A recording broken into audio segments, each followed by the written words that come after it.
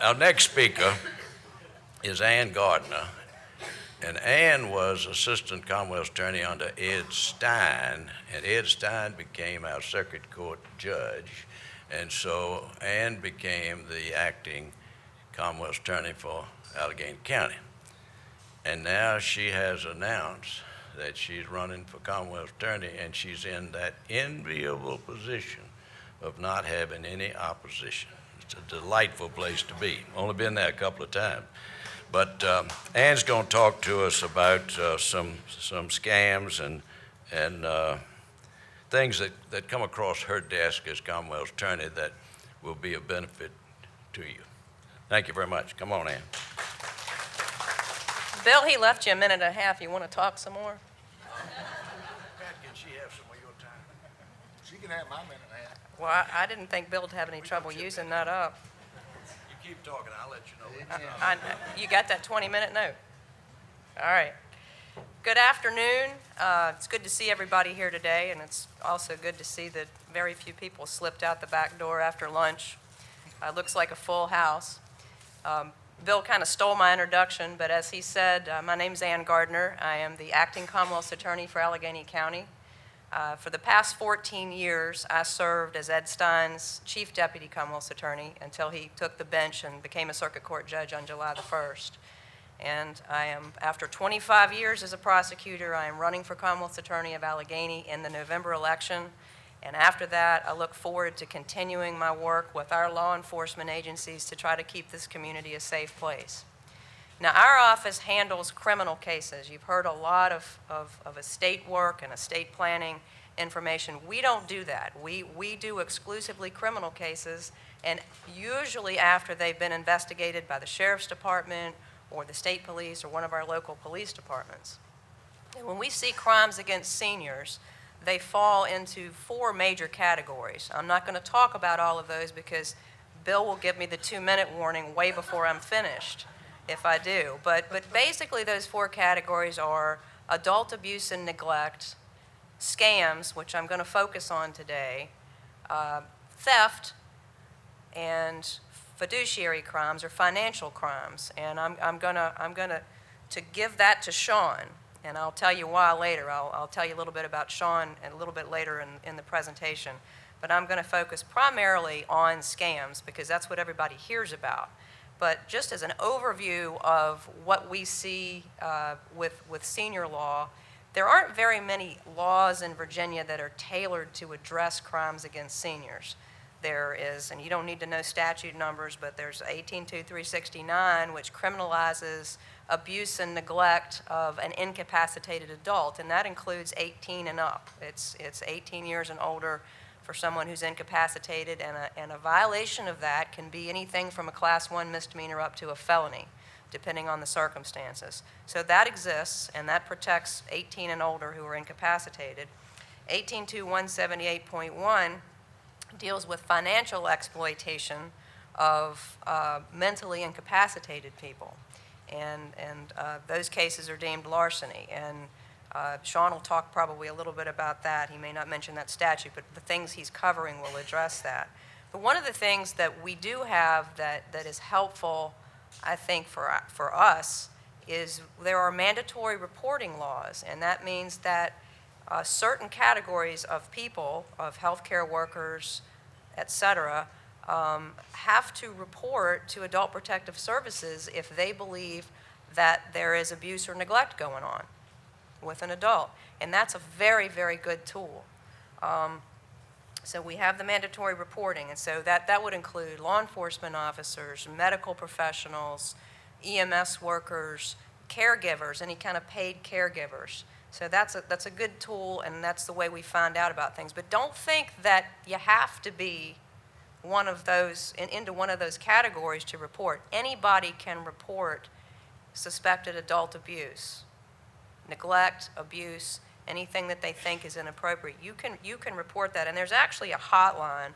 Adult Protective Services has a hotline, and I believe that if you look at this book is in your packet. And there are some good things in here. And they talk about the hotline on page 97 of that book, and I think that'll probably get you to Richmond. Call our local adult protective services too, but anybody can report, don't forget that, if you see something that looks like it's wrong. Elder abuse generally falls into most of the time our regular criminal statutes. And as I said before, we've got the abuse and neglect. If you look at your book on page 96 and 97, I'm not going to go over it, but it talks about some signs to look for. It talks about signs so that you can recognize if somebody is being abused or if they're being neglected.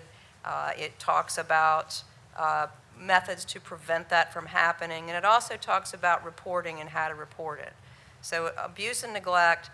And the second area, like I said before, that we see are scams. And I'm going to focus in just a minute on scams because that's what people hear about, and there are some good ones out there. Theft. You have a caregiver who steals your credit card, who steals your checkbook, who steals your jewelry, who steals your car. This might be a family member. It might be a hired caregiver. Maybe you loaned them your credit card to go out and buy some groceries, and they decide to take it and go on a free-for-all and spend whatever they want. And then we're at the local banks getting all the videos of them at the ATM putting your card in. So those are categories of theft that fall under the general laws that we have to work with. And then finally, there's financial exploitation, and that's when people get to your bank account. And Sean is the expert on that. I'm going to let him cover that. And there's actually, the code encourages financial institutions to report that when they see it happening, because you don't know what's going on. A lot of times people are in your bank account doing things you don't realize that it's going on. So now I'm going to focus on scams, because that's the thing that Bill asked me to talk about, and that's the thing that it's like a revolving door. Scams are like hairstyles. They go in and out of fashion. And so I actually called the Attorney General's office. They've got a fraud unit in the Attorney General's office, and I know some folks down there in Richmond. And I called them just because I wanted to see what's in vogue, what are the current scams, what do we see most often now. So think to yourselves, and I'm not going to ask for a show of hands, but think to yourselves, have I ever been the victim of a scam or the potential victim of a scam? Has anybody ever tried to scam me? And maybe by the time I finish talking, you'll realize that has happened, because these people are clever, and they take advantage. They take advantage of people's good nature.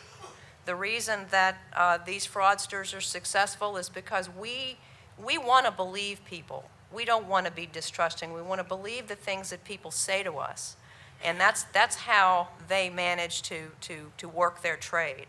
They're fraudsters, con artists, whatever you want to call them. But in some of the reading that I've done, everybody seems to agree that the older Americans are the fastest growing target group for these fraudsters. The most frequently encountered scams are the things I'm going to go over. I could talk for days and never get through all of them. I don't know all of them because they're constantly evolving. If the first scam doesn't work, they tweak it a little bit and they find a way for it to work better. And that's why I called the AG's office, just to see what are they seeing now. And some of these we've been seeing forever. So the first one that I wanted to go over is the home improvement scam. And I've had this happen in Allegheny, and I've had it happen. I hesitate to say this because Bill was bashing on Roanoke attorneys, but I was an assistant Commonwealth attorney in Roanoke City for 12 years, or just about 12 years, and while I was there, we had a lot of home improvement scams. They show up at the home uninvited. They offer to fix something or to pave your driveway. Roofing scams and pavement scams were big. They still are, but really big back in the 90s, and they're still going on. And what they do is they want payment up front. They want to get their money, and they either do shoddy work and charge you an exorbitant fee, or they take your money and just don't come back. But when I was in Roanoke City, we had, they were called the English Travelers. They actually did I saw TV documentaries on them because they were such a big deal. And strangely enough, they hailed from some place called Stumpy Bottom, West Virginia. But this, yeah, I'm not kidding. But the state police had, that was back, before all the computers and everything. They had reams of 3-ring binders with all these people. They had dossiers on these people. And what they had trucks, they had fleets of trucks, and they'd roll into people's driveways. They had signage, they had signs on their trucks, they looked all official, and they would offer to do paving jobs. They were the bane of my existence in Roanoke for a long time. They would offer to do these paving jobs, and what they'd do is they'd lay down some strip of something that looked like blacktop on your driveway, roll off, and never come back. Sometimes they'd even be willing to drive you to the bank. And I'm not kidding, that actually happened. And they had their own lawyer. His last name was Downs, and he came out of Norfolk or somewhere, but they always called this one guy. I don't know why, he didn't know what he was doing, but they called him. I think he was probably one of them. But these people, they were all in the same family. But anyway, so the paving scams were big. They're still going on. Roofing scams are still going on. And so when I had the paving scam situations, and I still do it now, we call it DPOR, the Department of Professions and Occupational Regulation. Sometimes I forget what it's actually called because I call it DPOR, but they've actually got an investigator, and they've got a hotline for older Virginians to call if you get scammed. The investigator that's working there now, I used to work with in Roanoke. He was one of my investigators there. Used to be a guy named Vernon Reynolds worked there, and Vernon was all over the Gypsy Pavers. He knew him by name. But anyway, so on that front, if you were approached by one of these people, some suggestions, ask to see a license if they come up to your driveway and offer to do this, because contractors have to have licenses, and DPOR, they know about that. They know whether these people are licensed or not. They have different. Ask if they're insured, if they're bonded. Ask for references. And please try to get everything in writing. Get a contract in writing if you can, a written contract, and that way you'll have something to stand on. But be very careful about trying to be rushed into something like that, because they are successful because they force people into acting without thinking. So licenses, references, if you think it's happened to you, call DPOR and report it so they can be aware that it's going on. So I'm sure probably, I'm moving on to the next one now because I could spend more time on that, but I won't. Many of you probably have grandkids, and many of you probably have grandkids that don't live around here, that you don't see all that often. You try to keep up with them, but you don't hear their voices that often, and you don't see them that often. Well, there's a grandparent scam, and my father was a victim of it. He had one of these calls about my nephew. And what they do is they'll call up and they will pretend to be your grandchild. And they are in distress for some reason or the other. They're in jail and they got to make bond, or they got to pay for an attorney, or they've wrecked their car or something like that. And they get you to believe that they are your grandchild and they're in need of money and they want you to send them money. So just be aware that that's out there. And one of the tricks that they use is they say, oh, please don't tell mom and dad, because they'll just kill me if they know about this. So keep it quiet. Don't tell mom and dad. So that one's out there, and that's one of the ones the Attorney General mentioned. That's happening a lot. Some suggestions on how to deal with that. Ask the caller questions. Ask questions that only your grandchild would know. What's the pet's name? So forth. Chances are, if that's happening, it's a scam. But if you want to find out, ask them some questions that they can't know by going online or doing the research. Hang up. Don't engage them. Just hang up. Call your grandchild. Make sure they're all right, but don't engage them in that. And here's the big one. I read an article from last month. Campbell County was having a big problem with this one, and that's the Social Security number scam. The July article about Campbell County, they were getting a lot of calls. So you get a call, and the caller says that your Social Security number has been suspended. Right. Because of illegal activity or because it was involved in a crime or whatever thing that they can make up, but it's been suspended. And they want you to confirm your Social Security number over the phone to them. Don't do it. They may even want you to withdraw money from your account before it's closed. Some suggestions on how to deal with that. I always like to hang up. I feel very powerful when I just hang the phone up, because you can do that. They're intruding on your life. Hang up on them. never give out personal information over the phone. The government is not going to ask you for your Social Security number over the phone or any other personal information, so don't do that. Never wire money to an unknown person. Government agencies aren't going to ask for money either over the phone. Now, here's the thing. A lot of people have caller ID. Some don't, some do. Don't believe your caller ID, because these people are so good that they do what's called spoofing. So they can make a number pop up on your caller ID, and it might look like the Social Security hotline when they call. They can make whatever they want pop up there because they can spoof. I can't tell you how it works. I just know that it works. It's like flipping on a light switch. I don't know exactly how it works, but I know it turns the light on. So they spoof, and they put fake numbers up on your caller ID, so don't trust it. So the Social Security scam is out there too. Then there's another one called phishing, and strangely they spell that phishing, and that's when you get a text or an email telling you that there's a problem with your bank account. There's always a problem with something, and it's strange you don't know about all these problems till these people tell you. There's a problem with your bank account, and they need you to verify your Social Security number and your PIN. Don't do it. They'll use that information to steal your identity. Banks and legitimate businesses are not going to ask you for that information over the phone. They're not going to ask you for any private information like that. So if they email or text or call asking for that information, don't do it. Phony prescription plans. This is another big one. You'll get a letter or a phone call or something offering a low-cost prescription plan, and what you don't know is the pharmacies aren't going to honor that. Sometimes they appear to come from the government or from Medicare, and not only do the pharmacies not honor these, but sometimes what you might get could be counterfeit medication that could actually hurt you. So it's best to just go through your doctor and go through your insurance and use whatever you have, and don't be interested in any of that. And then the funeral scams. Yeah, you have people out there that are so low, and I guess they get lower, but they're so low that they'll scan the obituaries, they'll read them, and they'll find out a little bit of information, and then they'll call you up, and they'll contact the widow or the widower, somebody who's grieving, and that's really low, somebody who's grieving, and they will claim that there's money owed, that there was money owed by the deceased. There was some debt, or there was some loan, or there was something, and that you need to make good on that loan, and they're going to want money. Don't fall for that.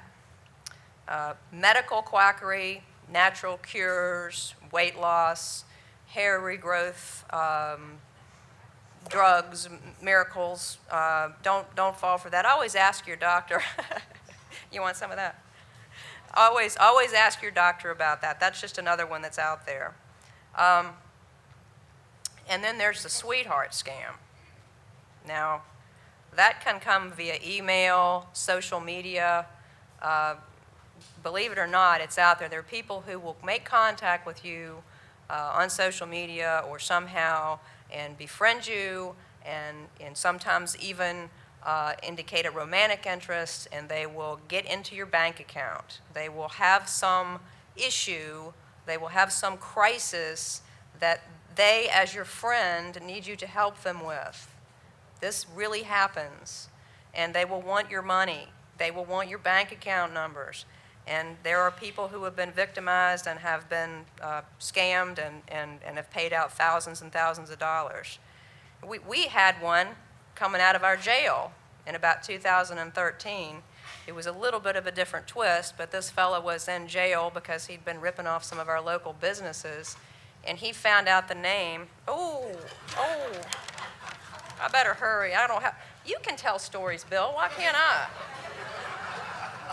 Anyway, long story short, he found out the name of his cellmate's mother, and he called her, and he asked her for her bank account information, and he promised her the world. And when I did a little research on him, and I actually drove all over this part of the state with my investigator, I found 5 other women he'd been doing that to.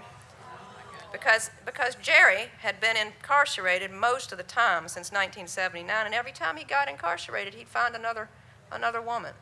And I got them all together for the sentencing hearing. He's doing 15 years. So that was a fun one. All right, take-home points from this. Just, it's all common sense, but resist the urge to act quickly.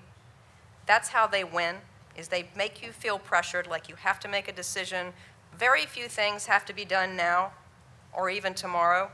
You can hang up the phone or say, no, thank you, I'll think about it. Don't be pressured to act quickly. As I said before, never wire money. Don't give personal information out.